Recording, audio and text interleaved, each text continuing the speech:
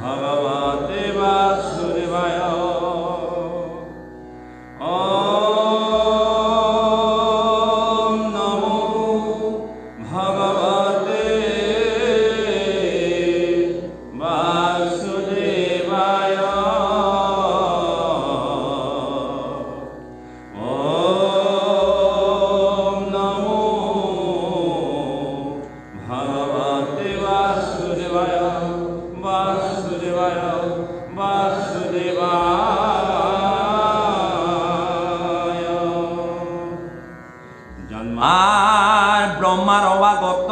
ব্ৰহ্মাৰ অবাগতে পাশে প্ৰভু নাৰায়ণ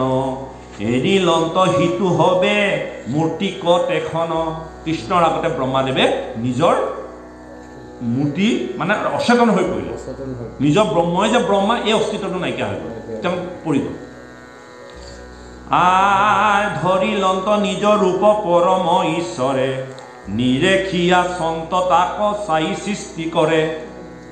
ভগৱন্তই ভকতৰ বৎসল ব্ৰহ্মাদেৱৰ এই কষ্ট সহ্য কৰিব নোৱাৰি ভগৱন্ত পুৰুষে নিজৰ ৰূপটো ধাৰণ কৰি হিঙা বাসী বেত যত বৎস বৎস পাল ভৈলা কৃষ্ণ মূৰ্তি হবে তৈতে তত কাল আর হবে ঘন শ্যাম তনু পরম নিরোজ শুভৈ পিত বস্তে আতি হবে চতুর্ভুজ আর শঙ্খ চক্র গদা পদ্ম হবারু হাতত মকৰ কুণ্ডলে কৰ্ণে কিৰীতি শিৰত ৰূপটো দেখাই দিছে এই ভাগৱতত আপোনালোকে এটা কথা লক্ষ্য কৰিছেনে গুৰুৰূপী ব্যাসদেৱে মূল কৃপালু শংকৰ গুৰুজনাই এই ভাগৱতৰ এনেকুৱা এটা চিন্তা কৰি প্ৰত্যেক কথাৰ মূৰে মূৰে ভগৱন্তৰ ৰূপটো দৰ্শন কৰোৱাই আছে য'তেই সুযোগ পাইছে তাতেই ভগৱন্তৰ ৰূপটো আনিছে আমি আজিলৈকে বহুত ধৰণৰ ৰূপ পঢ়ি আহিছোঁ নহয়নে বাৰু য'তেই সুযোগ পাইছে তাতেই ভগৱন্তৰ ৰূপটো দেখুৱাইছে ভগৱন্তৰ ৰূপটো দেখুৱাইছে ভগৱন্তৰ ৰূপটো দেখুৱাৰ কাৰণে তেওঁ কি হৈছে আমাক এই কথাটো প্ৰতিপন্ন কৰাব বিচাৰিছে যে ভগৱন্তৰ ৰূপটো তুমি হৃদয়ত ধ্যান কৰা আৰু মুখে লোৱা ৰাম নাম হৃদয়ে ধৰা ৰূপ এতেকে মুকুতি পাইবা কহিলো স্বৰূপ এই হ'ল ভাগৱতৰ মূল সিদ্ধান্ত আমি কৃষ্ণ নাম গাই থাকিলে নহ'ব কৃষ্ণ নামৰ লগে লগে কৃষ্ণ নামৰ ৰূপ আমাৰ হৃদয়ত ধাৰণ কৰিব লাগিব সাধু কথা এটা কওঁ নেকি শুনিব নেকি ইয়াৰ লগত সংগতি আছে বৰ সাংঘাতিক এটা চুৰৰ কাহিনীয়ে ক'ম গভাইত চুৰ তো সদায় প্ৰত্যেক দিনে চুৰ কৰে এদিন তেওঁলোকে ক'তো চুৰ কৰিবলৈ সুযোগ নেপাই পেলাই চুৰ দুটাই ভাবিলে যে কি হ'ব আজিতো ক'তো নাপালোঁ বোলে এই পণ্ডিতজনে বোলে কৃষ্ণ কথা কৈ থাকে বৈ তাতে আজি কৃষ্ণ কথাকে চব চুৰ কৰিবলৈতো নগ'লোৱে নেপালোৱে বৈ তাতে বহি পেলাই তাতে কি আয়োজন কৰিছে তাকে খাই বৈ আজি দিনটো কটাই দিওঁ তো পণ্ডিত গুৰুৱে ভাগৱত কথা কৈ আছে আমাৰ নিচিনা আহি ইয়াতে এজন চুৰ বহি আছে নেজানে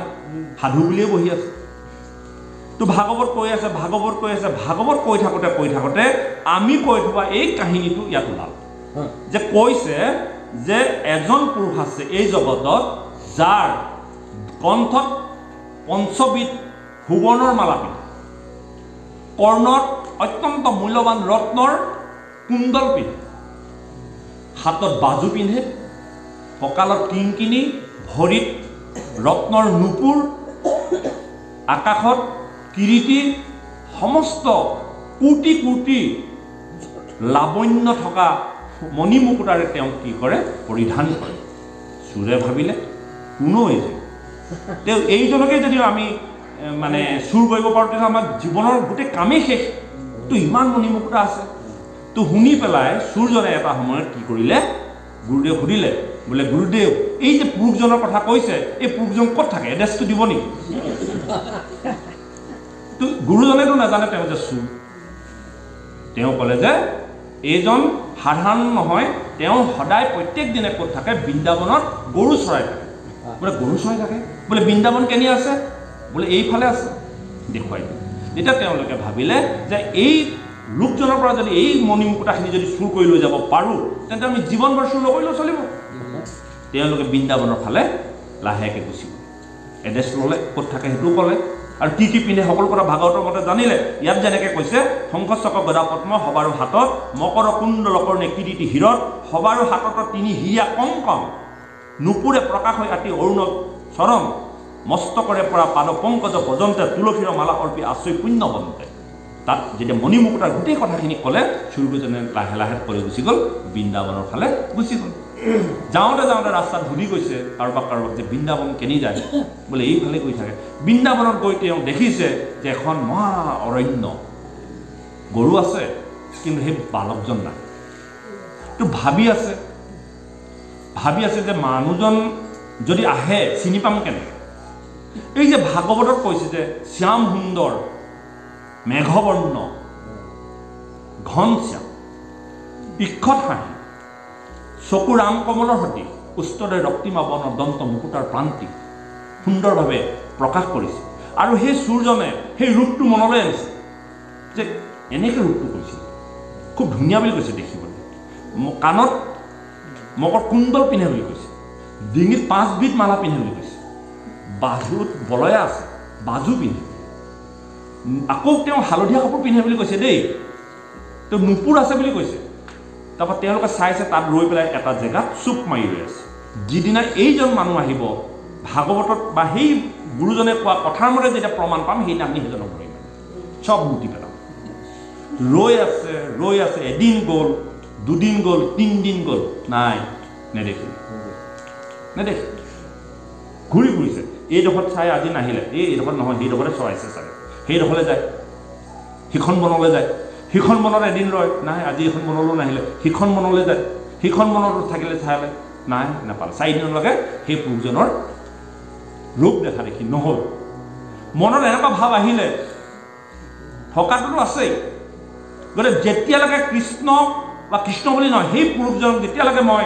ধৰিব নোৱাৰিম তেতিয়ালৈকে এই যমুনাৰ বালিপা নাযাওঁ। আৰু সেই 4 দিন কৃষ্ণ সেই ৰূপটোকে চাই আছে যে এনেকুৱা, কেনেকুৱা, এনেকুৱা, কাণত কুণ্ডল পিন্ধি, যিটো ৰূপ সেই গুৰুজনে কৈছিলে, পণ্ডিতজনে কৈছিলে, সেই পণ্ডিতজনে কোৱা কথাৰ ৰূপটোকে 4 দিনে মনত ভাবোঁতে এদিন তেওঁ প্ৰতিজ্ঞাবদ্ধ হ'ল যে সেইজনক এদিন লগ কৰিমেই, কৰি পেলাই লুটিমেই তেওঁ। আৰু যেতিয়ালৈকে এই কাম কৰিব নোৱাৰোঁ তেতিয়ালৈকে চুৰৰ জীৱন গ'লো যাওক আৰু হিলিবলৈ নাই। লঘোণে আহাৰে 4 দিন একো অনাহাৰ আছে, যমুনাৰ পানী খাই যেনে তেনে প্ৰাণ ৰক্ষা কৰি আছে। 4 দিনৰ দিনাখনি সেই যুৱকজন আহিলে, যিজন সেই পণ্ডিতজনে যেনেধৰণে কৈছে তেনেধৰণে আহিলে। আহি দেখিলে তেওঁলোকৰ আগত ওলালহি, তেওঁলোকে ভাবিলে আজিতো আহি গ'ল। একদম যেনেকৈ ভাবি আছিলে তেনেকৈ তেওঁক দেখিছে। শ্যাম সুন্দৰ, ইমান সুন্দৰ উজ্জ্বল মণি মুকুটাই বিৰাজমান, হাই কাহা যায় গাছ লুটিবই। তেতিয়া সুধিলে তোমাৰ নাম? বোলে মোৰ গোৱাল। বোলে তোমাৰ ঘৰ ক'ত? বোলে মোৰ ঘৰ বৰ্জত। মা আছে নাই? বোলে আছে। ক'ত আছে? ঘৰত আছে। দেউতা আছে নাই? আছে। ক'ত আছে? ঘৰত আছে। তুমি ইয়াত কি কৰা? বোলে গৰু চৰাও। আৰু কোনোবা আহিছে নেকি? বোলে নাই আহা। কি বুলি তুমি অকলে আহিছা? বোলে অকলে আহিছোঁ। বেছ, তুমি মালা খোলা, কাণৰ ফুলি খোলা, কুণ্ডল খোলা, হাতৰ বাজু খোলা। বোলে কিয়? আমি তোমাক লুট কৰিম, আমি চুৰ। তোমাৰ মণিমুকুটা থকাৰ গম পাই আহিছোঁ আৰু সেইমতে আমি পাইছোঁ আমি সকলো বস্তু তোমাৰ পৰা লুট কৰিম। কৃষ্ণই লাহে লাহে এপদ এপদকৈ খুলি গ'ল, যেনেকৈ টকাই নাপালে, এপদকৈ খুলি গ'ল। খুলি জমা কৰিলে এটা জেগাত। জমা কৰি বান্ধি থাকোঁতেই কৃষ্ণই সেই বান্ধনটো চাইছেনে নাই, এবাৰ কৃষ্ণৰ মুখলৈ যেতিয়া চালে চুৰটোৱে, কৃষ্ণৰ মুখত এনেকুৱা এটা হাঁহি দেখিলে যিটো হাঁহি জীৱনত তেওঁলোকে সমস্ত সুখ অনুভৱ কৰিব পৰা। টোপোলাটো বাদ দিলে অকল কৃষ্ণৰ মুখলৈকে চাই থাকে। ইমানেই সুন্দৰ এটা হাঁহি মাৰিলে যিটো হাঁহিত চুৰৰ সমস্ত সুখ অনুভৱ হৈ গ'ল। আৰু জীৱনত এনেকুৱা পুৰুষ কেতিয়াও দেখা নাই যাৰ হাঁহিৰে, ইক্ষত হাঁহিয়ে সমস্ত চুৰজনৰ মন পাণ কৰি লৈ গ'ল। টোপোলা বান্ধিবলৈ বাদ দিলে একেধৰণে কৃষ্ণক চাই থাকিব। চাই চাই চাই চাই চাই ভুৱন ভুলোৱা হাঁহি, সমস্ত ভুৱন ভুলাব পাৰে। সমস্ত ভুৱন মানে সমস্ত জগত বোলাব পাৰে যিজনে সেই চোৰজন সমস্ত হাঁহিৰে তেওঁ কি কৰিলে ভুলাই দিলে আৰু ভুলাই দিয়ে এটা সময়ত কৃষ্ণৰ সেই ভুৱন ভুলোৱা ৰূপ চাওঁতে চাওঁতে চাওঁতে চাওঁতে চোৰ আৰু কৃষ্ণৰ মাজত এটা অলংকাৰ থাকে আৰু থাকি এটা সময়ত কৃষ্ণই স্পৰ্শ কৰি সম্পিত ঘূৰাই আনি তেওঁ কি কৰিলে ভক্ত হিচাপে আদৰি গৈছিলে কেনেধৰণে আৰু হ'ল কি কেনেকৈ হ'বলৈ পালে সাধুৰ সংগ সাধুৰ সংগত মই আগতে দিন এটা কাহিনী কৈ গৈছোঁ এই যে মানে দেৱতাবিলাকক চিনি পোৱা সাধুৰ সংগত যে শুনিছিলে চোৰটোৱে চোৰৰ কাহিনী গতিকে এই ক্ষুদ্ৰমান কথাটোৱে সাধুৰ সংগত এদিন তেওঁ কৃষ্ণৰ ৰূপ দৰ্শন কৰি তেওঁ জীৱনৰ গতি সলনি কৰে আৰু আজি আমি খুব পুণ্য থকাৰ কাৰণে আজি এই অনুষ্ঠানত বহি আজি ভগৱন্তৰ ৰূপ দৰ্শন কৰিবলৈ ভাবিবলৈ আমি সক্ষম হৈছোঁ গতিকে ৰূপটো কোৱাৰ লগে লগে আপোনালোকে সেই কৃষ্ণৰ ৰূপলৈ গুচি যাওক আপোনালোকে একাকাৰ হৈ যাব যেতিয়া আমি ৰূপ ইয়াত বৰ্ণনা কৰিম কৃষ্ণ আপোনালোকৰ সন্মুখত আনি ল'ব একনিষ্ঠভাৱে শুনক একনিষ্ঠভাৱে তাত লীন গুচি যাওক আজি মই কোৱাৰ লগে লগে মোৰ সন্মুখত কৃষ্ণ একদম খাৰা হৈ আছে মই পিন্ধাই আছোঁ অলংকাৰবিলাক কৃষ্ণই অলংকাৰ নিজে নিপিন্ধে পিন্ধোৱা ভকোনে পিন্ধাই ভকতে পিন্ধে সেইকাৰণে ধ্যানস্থ সময়ত প্ৰত্যেকটো অলংকাৰ কৃষ্ণক পিন্ধাই আহিব যেনেকৈ আমাৰ দৰা সজাই দেখিছেনে দৰা সজোৱা নিচিনাকৈ কন্যা সজোৱা নিচিনাকৈ প্ৰত্যেকজন ভকতে গুৰু সেৱা কৰিব সময়ত কৃষ্ণৰ প্ৰত্যেকটো অলংকাৰ স্থানে স্থানে পৰিধান কৰা বা এইটোৱে হ'ল ভক্তি আৰু সেই অলংকাৰ পৰিধান কৰোঁতে কৰোঁতে কৰোঁতে কৰোঁতে কৃষ্ণ আৰু আপুনি একেকাৰ হৈ যাব গম নাপাওঁ বোলে যাবই লাগে যে সকাম খাবৰ কাৰণে ভক্তি কৰা হৈছে অকল সকাম ভাঙিবৰ কাৰণে যে আধ্যাত্মিক চিন্তাৰে আত্মাক জানিবৰ কাৰণে ভক্তি কৰা লোক কম সকাম ভাঙিবৰ কাৰণে ভাগৱত শুনিবলৈ আহিব নালাগে ভাগৱত শুনক জীৱন সলনি কৰিব জীৱনৰ গতি সলনি কৰিব বা ভুল হৈছে আর হবার হাতত তিনি ক্ষীরা কঙ্কন নুপুরে প্রকাশ আতি অরুণ চরণ মস্ত করে পরা পাদ পঙ্কজ পর্যন্তে তুলসীর মালা অর্পি আসই পুণ্যবন্তে কমল নয়ন সারু হহিত বয়ন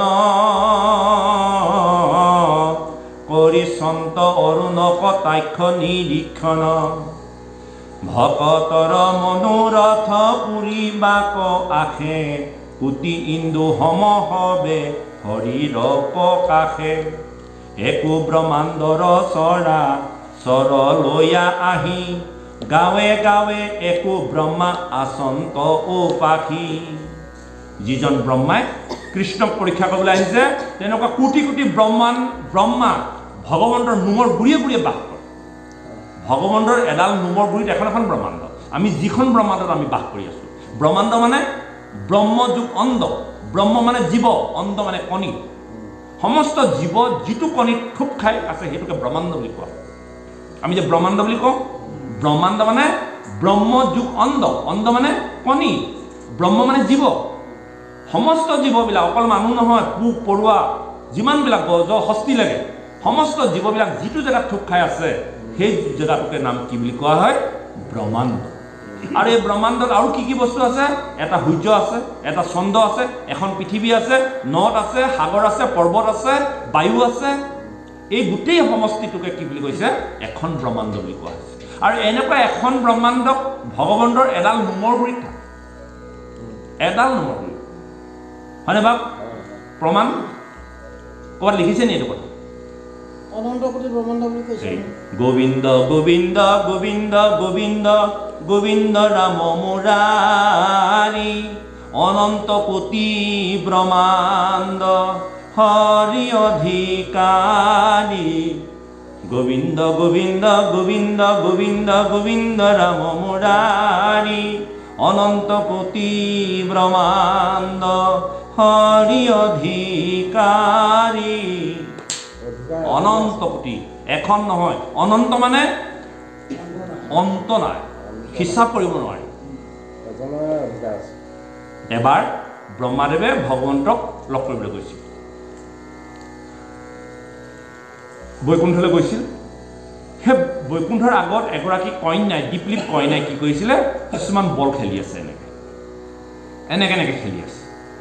তো ব্ৰহ্মাদেৱে গৈ পালেগে পাওঁতে গৈ এটা বল ফটকে খহি পৰিলে তো সেই দীপলিপ কন্যাগৰাকীয়ে ইমানে কান্দিছে তো ব্ৰহ্মাদেৱে সুধিলে কিয় তুমি কান্দিছা বোলে মোৰ এটা বল পৰি গ'ল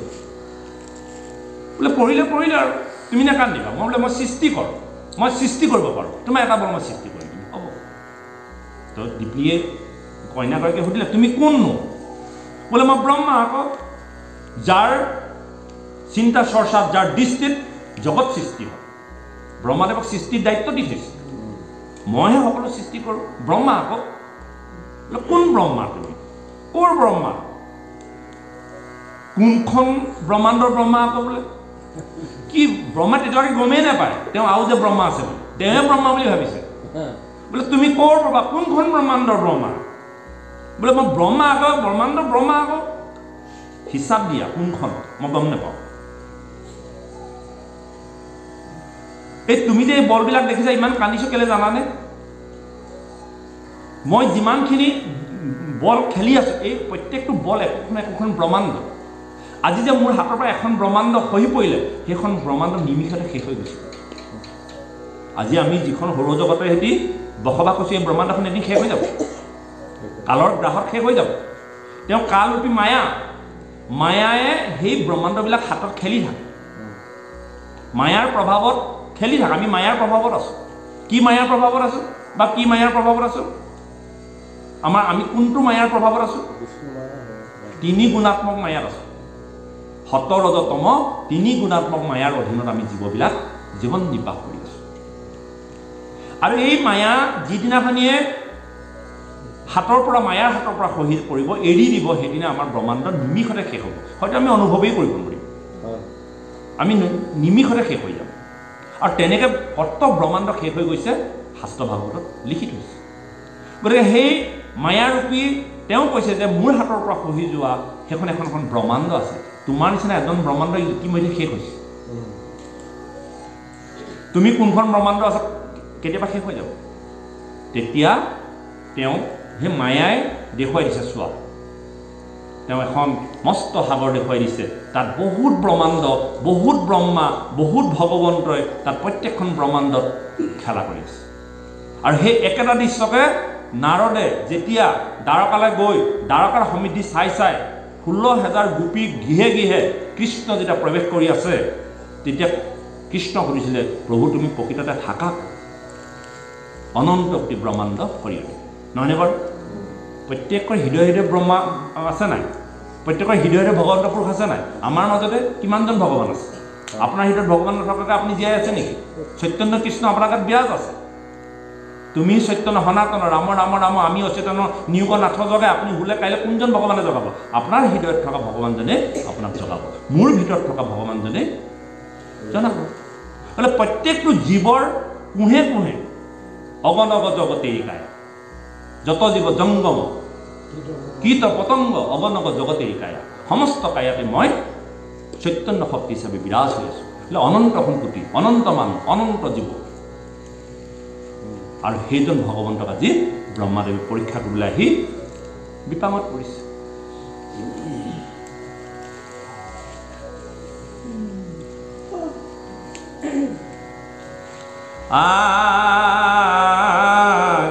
একো ব্ৰহ্মাণ্ডৰ চৰাচৰ লৈয়া আহি গাঁৱে গাঁৱে একো ব্ৰহ্মা আচন্ত উপাসী অচন্ত অনেকনীয়া নবেদ বিশেষ নৃত্য গীত বাদ্যবেহী কৰন্ত আশেষ আৰ মহামায়া প্ৰমুখ্যে বিভূতি তুতি কৰি বেহি আঠ ঐশ্বৰ্যে প্ৰণাময় মূৰ্তি ধৰি 24 তত্ৰ 3 গুণ বেদ শাস্ত্ৰ যত মূৰ্তিমন্ত ছয় তৰ্ক পুৰাণ ভাৰত 24 তত্ৰ আৰু 3টা গুণ কিমানটা হ'ল 27টা 24 3 27টা আৰু এক তত্ৰ আছে মহৎ তত্ৰৰ জৰিয়তে 28টা তত্ৰৰ দ্বাৰা ব্ৰহ্মাণ্ড সৃষ্টি হয় 24 তত্ৰ কি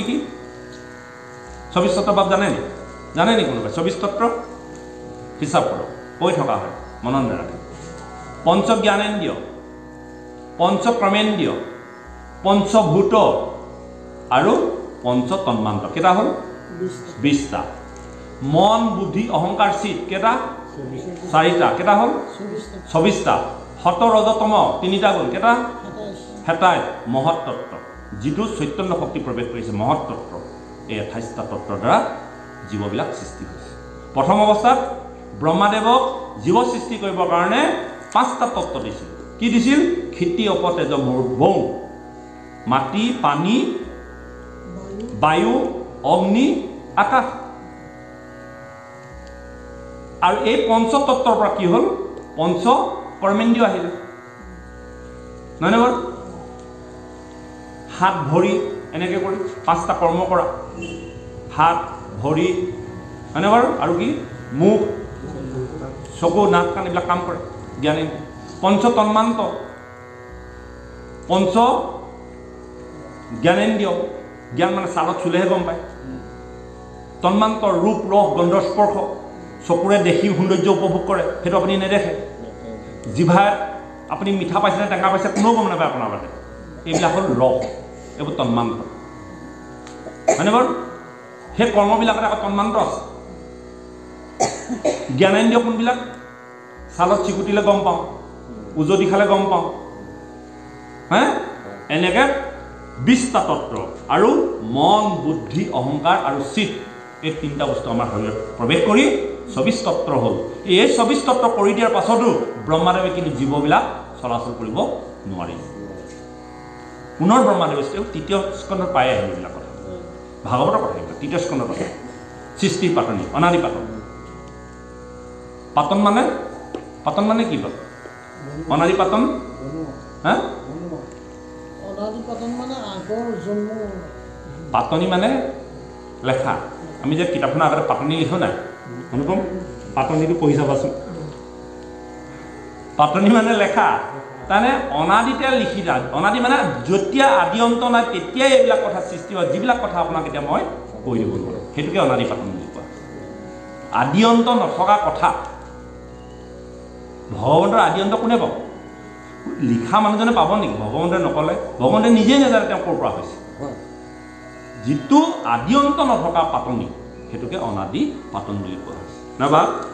আৰু এই অনাদি পাতনতে এই কথাবিলাক উল্লেখ আছে আৰু তাত কৈছে যে যেতিয়া 27টা তত্ত্বৰ দ্বাৰা আৰু 3 গুণাত্মক সতৰজতম 3 গুণাত্মক সৃষ্টি কৰাৰ পাছতো যেতিয়া জীৱবিলাক চলন ফুৰণ নহ'ল তেতিয়া ব্ৰহ্মাদেৱে ভগৱন্তক স্তুতি কৰিলে আৰু স্তুতি কৰি ভগৱন্তে কি কৰিলে নিজে তাত প্ৰৱেশ কৰিলে আৰু নিজে প্ৰৱেশ কৰি দিয়াৰ পাছত তেওঁ কি হ'ল জীৱবিলাক চলন্ত হৈ গ'ল চলন্ত হৈ গ'ল আৰু সেই চলন্ত শক্তিটোৱে হ'ল চৈতন্য তুমিহি চৈতন্য সনাতন ৰাম ৰাম ৰাম আমি অচেতন নিয়োগ নাথ জগাই আমি অচেতন তুমি সোমাহে আমাক জাগৃত কৰিছা সেইকাৰণে চৈতন্য কৃষ্ণ কৰি জৰক ভজিয়া মৰে কিনো লোক ধৰ্ম সমস্ত ভকত বান্ধৱ বহি থাকে গৈ পেলাই আমি জড় বস্তুৰ ওপৰত কিবা এটা পাম বুলি চিন্তা কৰোঁ আৰু বুজাত গণ্ডগোল হৈছিল এইটোৱে ব্ৰহ্মা আদি কৰি সমস্ত জীৱ ব্ৰহ্মাও আমাতকৈ তলত ব্ৰহ্মা আমি যাক শ্ৰেষ্ঠ বুলি মানিছোঁ ব্ৰহ্মা আমাতকৈ কি নিকৃষ্ট আমি ব্ৰহ্মাতকৈ বহুত ওপৰত নহয় বা ব্ৰহ্মাতকৈ আমি বহুত ওপৰত ব্ৰহ্মাই ভক্তি কৰিব নোৱাৰে ব্ৰহ্মাই সাধনা কৰিব নোৱাৰে যিটো কৃষ্ণ নাম শ্ৰৱণ কীৰ্তন সাধনা ভক্তিটো কেৱল মনুষ্যক দিছে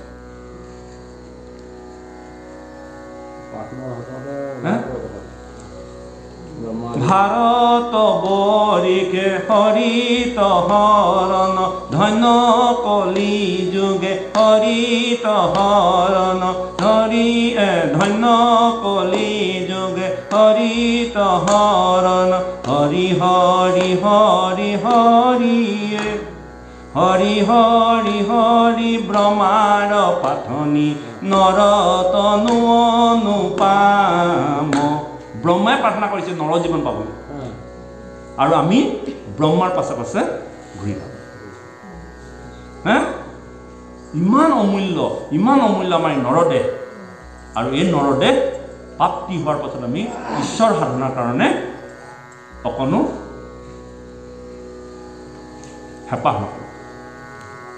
আৰু এই মনুষ্য জন্ম যে আকৌ পাওঁ, ই কেতিয়াও সম্ভৱ নহয়। পূৰ্বজন্মৰ বহু সঞ্চিতৰ পুণ্যৰ ফলতহে আমি মানৱ জীৱন অতিক্ৰম কৰিছোঁ, নহয়নে বাৰু? মই এটা আপোনালোকক কাহিনী ক'ম। পূৰ্বজন্মত আপোনালোকে বহু ধৰণৰ সাধনা কৰি আহিছে। আপোনালোকক সেইকাৰণে কোটি কোটি নমস্কাৰ কৰিব লাগে। এইকাৰণে আপোনালোকে প্ৰত্যেকজনে একোজন পুণ্যাত্মা। পুণ্যাত্মা নহ'লে ভাগৱতৰ সন্মুখত বহি থাকিবই নোৱাৰে। ভাগৱতৰ কথা শুনিব নোৱাৰা মানুহ আছে নে? দেখিছোঁ নহয় আমি, কোচ পিচাই থাকিব, তেওঁ এইডোখৰত থাকিব নোৱাৰে। কাৰণ যিটো সময়ত পৰীক্ষিতক ৬০,০০০ ঋষিৰ সন্মুখত নিৰ্গুণবাদী শুকদেৱে যেতিয়া ভাগৱত গাইছিল, সেই ৬০,০০০ ঋষিৰ ভিতৰত ৬০,০০০ ঋষিয়ে ভাগৱত শুনিব নোৱাৰিলে। কেলৈ নোৱাৰিলে? জাত্যাভিমান থকাৰ কাৰণে। অভিমান আছে, এই জাত্যাভিমান থকাৰ কাৰণে ভাগৱত ইয়াত শুনিব নোৱাৰে। মই দেখিছোঁ, উচপিচাই থাকিব। এইটো ভাগৱত শুনিবলৈ কোটি কোটি জন্মৰ পুণ্যৰ ফল থাকিলেহে ভাগৱত শুনিব। তাত ভাগৱত যোনেই নকওক লাগে, কিন্তু বাক্যটো ক'ৰ পৰা গাইছে? ভাগৱতৰ পৰা গাইছে। এই ভাগৱত কৰ্ণপথেদি প্ৰৱেশ কৰি কৰ্ণপথে ভগতৰ হিয়াত প্ৰৱেশী হৰি দুৰ্বাসনা হৰে সমস্তৰ জলৰ যতেক মল যেনে অহৰ্তৰ কাৰণে স্বভাৱতে নিৰ্মল হয়। স্বভাৱতে নিৰ্মল হৈ গৈছিল, আৰু স্বভাৱতে নিৰ্মল হৈছে, নহ'লে এনেকৈ বহি থাকিব নোৱাৰে। কি আকৰ্ষণত বহি আছে? নিৰ্মল নহ'লে বহি থাকিব নোৱাৰে। কি দৰকাৰ আছে আঁঠু ঘিলা বিষয়ে কিন্তু আপুনি উঠিও যাব নোৱাৰে। ইয়াৰ শক্তি ভাগৱত, কাৰো শক্তি নাই, কেৱল ভাগৱত, কেৱল ভাগৱত। পূৰ্বজন্মৰ কৰ্মফলবিলাক কেনেকৈ হয়? আপোনালোকে যে এই স্থানত বহিছে, পূৰ্বজন্মতে বহু সঞ্চিত পুণ্য জমা হৈ আছে, আৰু এই সঞ্চিত পুণ্যবিলাক এতিয়া লাহে লাহে আপোনালোকৰ ক্ষয় হৈ যাব। কেনেকৈ ক্ষয় হৈ যাব? আমি কৰা কাৰ্যৰ দ্বাৰা পুণ্য যেনেকৈ অৰ্জন হয় তেনেধৰণে ক্ষয় হয়। মই এটা কাহিনী ক'ম বাৰু, দেৰি হৈছে নেকি?